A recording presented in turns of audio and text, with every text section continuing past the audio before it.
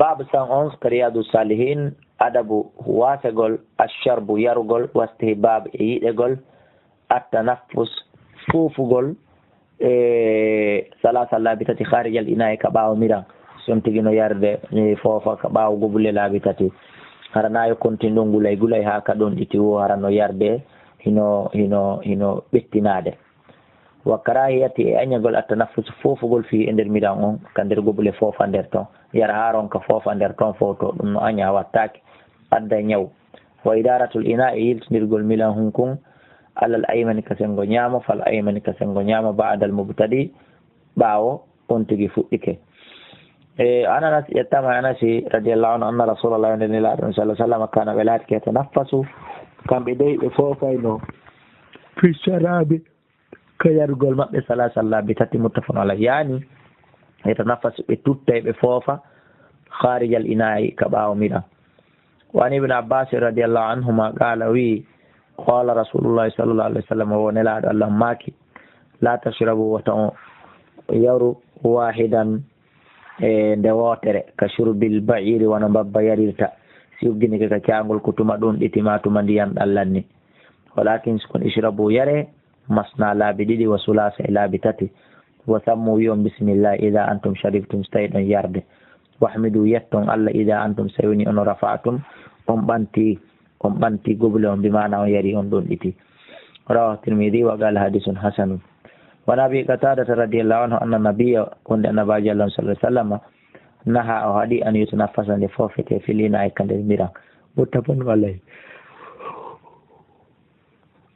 يعني كفانا يتنفس كنت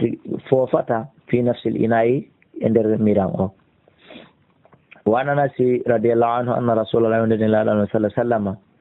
أوتي بلبن بأدنى نقصا gada shiba bima in tayɗan gilla ndiyan wani yamini tayno ka sengo maɓɓe ñaamo a arabino aden fulawajo wani sarino ka sengo nana maɓɓe aboubacry radiallahu anhu fa shariba ɓe yari thumma ata refti ɓe jonni ala arabiyankejo o si ɓe jonni aboubacry ko andi ngol en koka ñaamo adete servede si servaɓe kanano قال بماك الأيمن فالأيمن كنيام أدرت متفق عليه. قولوا ويقوم بشيبة أي خلطة كجل اندراد كوكسان جل اندراد أن ليالغوي. وعن سعد بن سعد رضي الله عنه أن رسول الله صلى الله عليه وسلم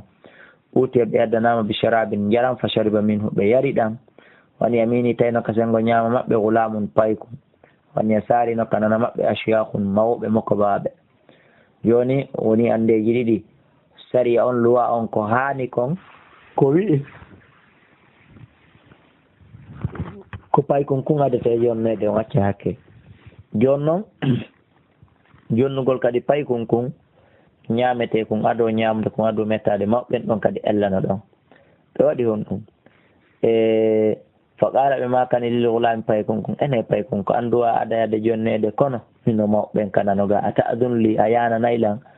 an uti haula inde mi jonnata ɓe mawɓe makko baaɓe ɗo taw simi addane